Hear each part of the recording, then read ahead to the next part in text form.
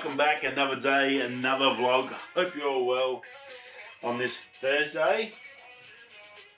Hope you survived a day without seeing my ugly chops on the screen.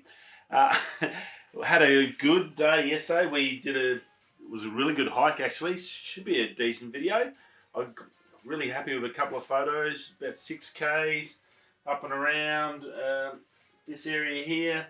Very, very cool, seeing some amazing spots that are just coming into summer. Now it's pretty much winter's over here. We're going straight back into summer.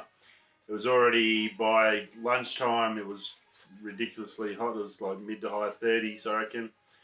So pretty much that ends all opportunities to go out on those big hot sort of hikes, because it's just too hot when you're going up and down 150, 200 metre inclines and stuff. So a little bit tricky in that regard. So it's probably the last one in that. I did see a big canyon that's part of that range over the other side of the hill. It's a massive, well, it's probably at least 3Ks to get to it, and then going through it would take another good couple of hours. So it'd be like an 8 to 10 hour round trip. Big expedition. So it might be tricky. Maybe next winter, I'm thinking. I've got that in the back of my head now. I know what's there and how good it would be. It's just a matter of getting the time to get out to it and go from there. So it's a little tricky. I think it's gonna have to be shorter ones and different things now, because summer, the last thing you want to be out there in the sun when it's 40 plus degrees Celsius anywhere up to 58 degrees. I've had it here at work. So yeah, that's the big hikes are done with 20 kilos of stuff on your back. It's not good. But we had a really good day. I think Stu, good mate from work, come out for a bit of an exercise. He had a really good day. He got to see some of the really nice sights around here, so that was cool. Always good to have a bit of someone to have a chinwag with. Had Benny last week come out for some Astro stuff to play with his camera, and then Stu came out for a bit of an exercise yesterday, so that was cool. It was a good day, so it should work out. That's about probably 3-4 weeks away, but to get that video out. But look, it came up really good. I think it'll come up good. I've got a fair bit of video stuff, and there's one spot that's beautiful waterfall, just all solid rock, and then it's just carved through. So I think I got a couple of good shots there. Some of those amazing trees that have survived in the actual ironstone rock again. So they're always pretty cool, and I think I've got a couple of good shots out of it, so it should be pretty good. And probably more so a really good scouting trip to see some other locations. Found a couple of spots where there's cut-offs coming off the top of the range, and there's some sort of washouts and caves sort of in those areas, and they looked really, really good. So very, very cool spots, sort of good. But as I said, I don't think, weather permitting, and we're not going to get rain till sort of Christmas now, so this is sort of coming into the super hot period. It's going to be tricky unless it does rain. If it rains, it'd be cool enough, but see how we go. But other than that, I did do some photo stuff on the night before. Only just sort of started doing that. I've got to do some work today on the new video. Should be okay. I've got some really nice photos. It's out at Bells Rapids. I went and did a sunrise out there. A little bit something different. I've been there from Astro, some just normal day stuff in the rain and bits and pieces, which you would have seen on the channel. But this was a bit of a sunrise. I got there at the right time. Clouds weren't too bad. They were pretty good. We've got some nice clouds. It didn't really bounce off. The clouds were a little bit low. You really need those high level clouds so the sun sort of got room to get up and then reflect off them. But a couple of photos, I did some nice slow ones of the water, and I'm pretty happy with how they come out. So the photo's going to probably take a little bit. I think I've got 150, 200 photos to get through to try and sort them out. Pick the best ones and then go through and clean them up and do that, and then work out a sort of a theme to them, and to get that so those sort of match all the colour. I think that's sort of pretty important now. I try to do that with all the videos, keep all the photos in a sort of one consistent sort of colour theme or theme to the whole to that video. So there we go. But there's definitely plenty there. So I've got a bit of work up to do on that one to get it up to speed. Now, Tuesday night, I did talk about Laowa with a new lens, that new 9mm. I did say I sent an email off to Laowa. Got straight back to me, got an email back from him yesterday, so thanks to Laowa. That was pretty awesome to get back. Unfortunately, they're not going to be bringing out the Canon, that awesome lens in the Canon mount. Some mechanical issues or something to do with the mount, so they just can't do it on the RF series. I don't think they're really, it's more of a mirrorless lens. It's not really designed for the DSLR, but there's something about Canon's RF mount that they just can't get it to work, or for whatever reason, so that won't be coming out. So it's a little bit of sad news for Canon users, because a 9mm rectilinear lens on a full frame Canon, or on any full frame, and these other guys that can use it will be, I'm sure, would love it. I'd love to see it on it. I think it'd be amazing. You get some wild shots. So yeah, a bit of a shame there, but fantastic for Laowa to get straight back to me, like basically overnight, email straight back. Sorry, we can't do it. Just mechanical limitations, unfortunately, to the mount. So bit of a shame, but yeah, do appreciate Laowa for getting back to you. That's pretty awesome customer service, and very rare nowadays. Some great companies will get back to you straight away, and there are a lot of good out there. Some just you'd never hear from them. So much appreciated just for the reply. Now, Canon Australia, with the COVID-19, they are closing their online store. So you can still get stuff up until the 30th of September. But basically, that's it. If you've got pre-orders in for stuff and it hasn't arrived by then, they'll contact you, and it'll either be a refund or they'll arrange for a local retailer to supply the goods, and they'll work out a deal with them. Basically, what they've said on their website, and then I think it was Twitter was the original where I'd originally seen it. They want to support the local retailers that are struggling a bit, so they've decided to shut their online store and support these shops and let them sell it, and then them sort of just step back out of the way for a bit, and that way they help out the shop. So I guess when you really look at it, that's a big company saying, hey, yeah, look, we understand all our retail shops are going to possibly close or are running out of money. So that's pretty awesome. So big ups to Canon.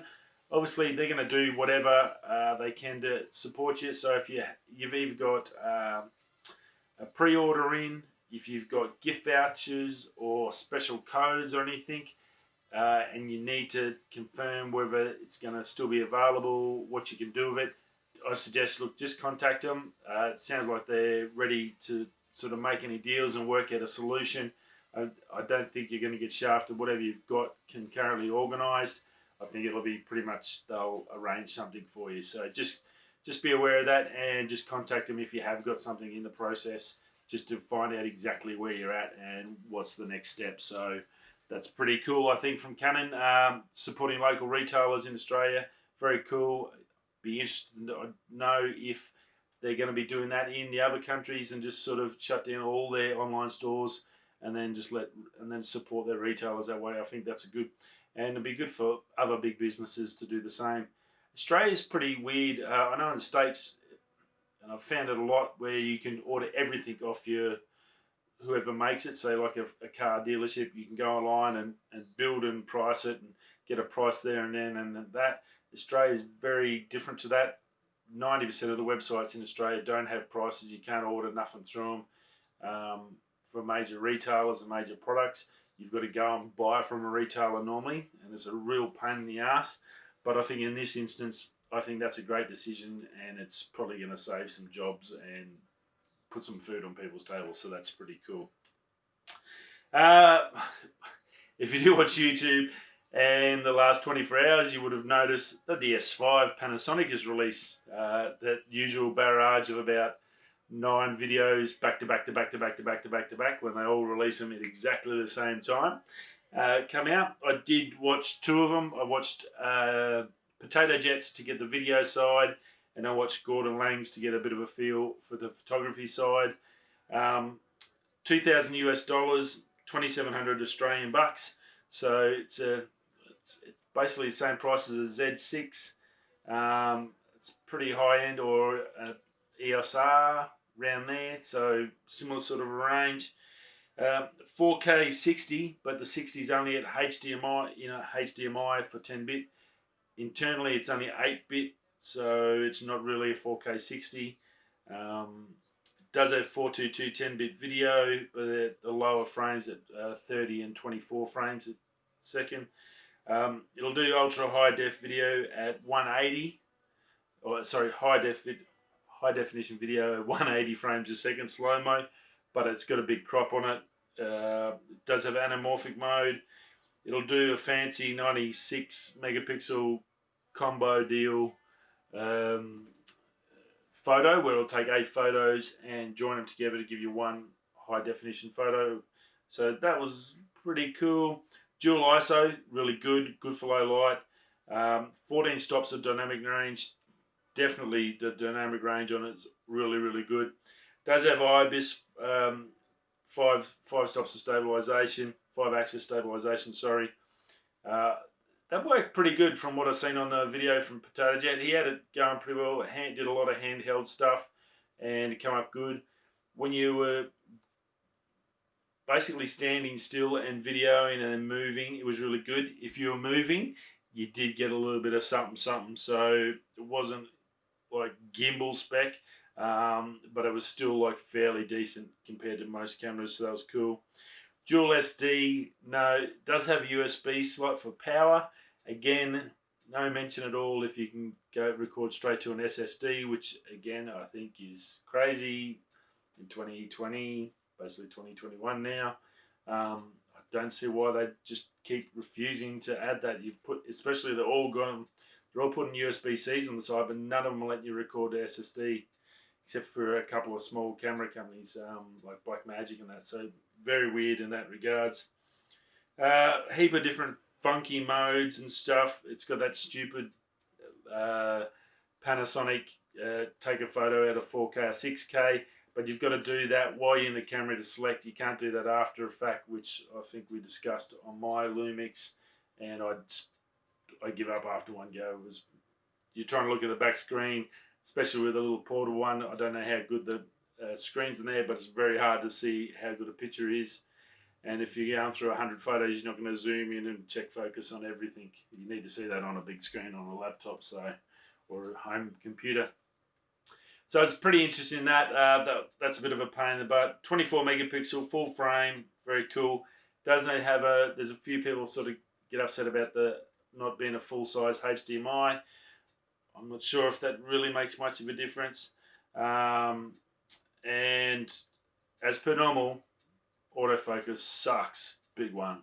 There's continuing to fight with this terrible autofocus system they use, the contrast-based one, and it was absolutely woeful. Everything, it was just in and out, pulsing the whole time with Potato Jet. I think he had like a flash as Sigma lens on there, so like those lenses don't have any drama, so it's definitely the camera. They're renowned for having terrible autofocus. So it's really aimed, I think, even on the photography side. The photography side, it was okay, but like nothing to really knock your socks off. As I said, there was a couple of little sort of funky gimmicky modes, but nothing really there that made it sound like it was a full-blown photography camera, like a 1DX or an R5 or a A7R4 or something with that big megapixels and all that. So again, it's only full frame, it's only 24 megapixels, so it's not like a landscape photographer's camera or anything like that. It seems to be sort of pushing towards more, it is hybrid, but it's more sort of focused on the video side. And for a video camera that can't autofocus, I guess you're going to get some people that say, well, the proper video camera is a manual focus. Well, then you're probably going to go and buy a proper video camera like a C100 or a 300 or a FX9 or FX6 or whatever. You're not going to buy a little epoxy hybrid camera, or you'll go and buy the A7S3, which is amazing. So you're definitely not going to buy that. Is a little bit cheaper than the A7S3, obviously I get that. or you'd even go to S1 if you wanted a proper video, because then you got the thing. Heating wise and cooling wise, pretty good. No limits on any of those for what it can do. So on that respect, pretty darn good. Look, I think it's a solid all-round camera. I don't think it's going to sell heaps, and I think it's mainly going to be for unfortunately, that focus issue. Straight away, look, it was painful to watch, and I think people that are looking at video are just going to look at that and see the reviews and just go, yeah, pass. Why would you? There's other options that are heaps better for focus and offer very similar sort of specs as this camera. So, okay, but nothing too exciting. Now, Apple rumours coming out, the new 12-inch laptop. So that we have talked about it many times, that now that we've got a 16, that they'll bring it a 12 and a 14. It's a logical step. Well, rumours are that the 12-inch laptop's coming. It's going to have the ARM chip in it. It's going to be the first one with the ARM chip. We might get it at the big release this month or whenever it's going to be. No one knows. There's about 50 different guesses currently floating around the net. 15 to 20 hours of battery life. So that's pretty amazing for a laptop. And it's all down to that ARM chip and what it can do. It's going to be super, super mega thin. But yeah, I think this is going to be the first one, the breed. Hopefully Apple's got it right so they can really, I'm sure they're going to just push everything into it to really show it to you. So it's going to be pretty interesting to see how that goes. But I think from all reports so far, looks like these ARM chips are going to be pretty wild bits of kit. So that's going to be a really interesting one. If they do release it at the show with the phones, I think there's going to be probably a lot of interest more into the ARM chips than the phones this year, because there's that many phones released at the moment. It's just you really have so many choices at so many price levels, so it's pretty crazy. Leak out GoPro 9.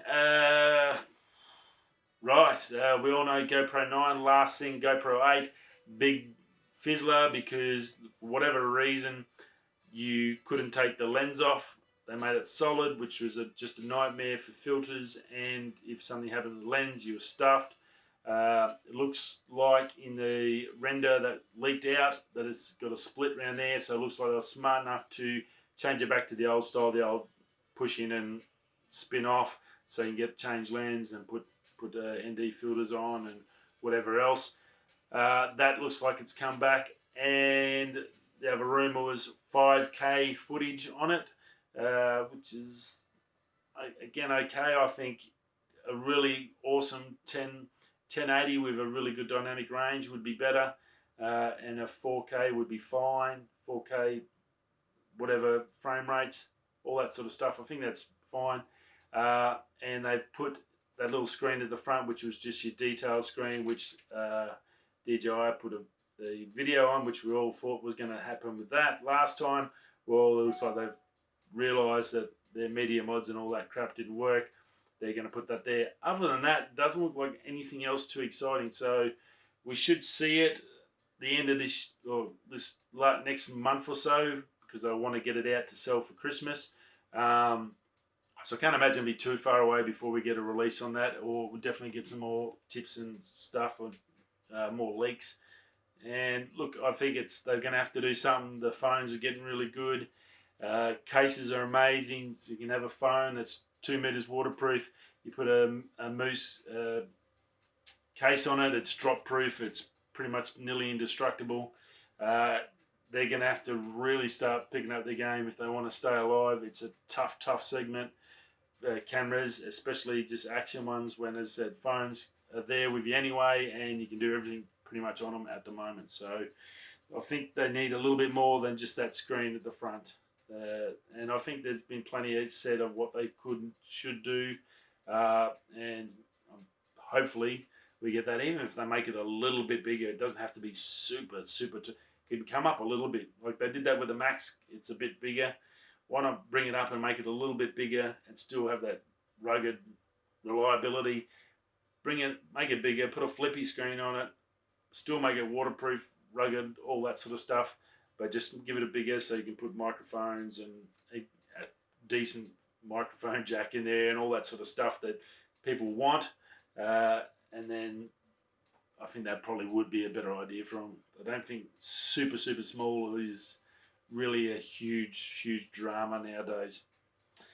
Now, the big one, Nividia cards, we said they're going to release, and they got the images and stuff out yesterday, but what we didn't really know was the specs. And I was watching Linus over on his channel on Tech Tips, and from what he said, they're pretty much friggin' amazing bits of kit. They start off, they've dropped in price a heap. I think the top of the range last time was like $3 or $4 grand. It's dropped down. It's to $2,500 for the 3090. Now that's got 24 gigabytes of G6X RAM, and that's built for 8K gaming. 8K gaming is just 8K gaming. That blew me off. That's insane, isn't it? So that's going to run all your crazy sort of speeds and ray tracing, all that sort of stuff, so you can compete with the PlayStations and the Xboxes that are just about to be released. So that's amazing. The 3080, the 10 gig is $1139. That's still got the G6X in there. And the little girl, the 3070, 8 gigabyte, that's got GDDR6 in it. That's only $809. Now that's releasing in October. The 3080 is going to be released 17th of this month, and the big girl, the 3090, on the 24th of this month. 24th of this month. Sorry, I've lost my English. First night shift. Now they're saying that the 3070 performance-wise beats the outgoing 2080 Ti, the top of the range $5,000 card. So if you just bought one of them in the last couple of months, yeah, see if you can get a refund. Because, wow, the specs, and they've got, that's possible because they've got this new ampere technology they've developed with Samsung. Basically, they're using 8 nanometer chips, and they've got 28 billion transistors in each one of these things. It's just insane. 3 times better, basically, than the whole last series in all performance levels. And that brings the bottom of the range to outperform the top of the range monster that 2080 Ti was, which is just insane. I think Linus said that it was 2004 was the last time that an incoming graphics card range, the base model, eclipsed the old top of the range one. So that leap is just had a massive leap, and it's apparently something to do with this technology with Samsung, this ampere technology, basically just being able to cram all these amazing amounts of transistors into these little chips, and they're getting super high quality, so they're not getting as much loss when they're making them, and it's just made a massive difference. So they're going to sell like hotcakes. So if you need a new graphics card and you're building a computer, if you've got one on order, cancel that and get one of these, because these are going to be just insane. And B, they're going to go pretty quick, so make sure you get a pre-order in on one as soon as you can. And that's about it. Rightio, I will see you all again tomorrow for another day. Hope you all had a fantastic Wednesday night, or if you're coming into Wednesday morning, I will see you all again tomorrow, because it's Thursday here, Thursday morning, and I'll see you tomorrow on Friday. Okay, have a great day, and I'll see you next time. Thanks for stopping by. Or if you're going that way, I'll catch you tomorrow. Peace.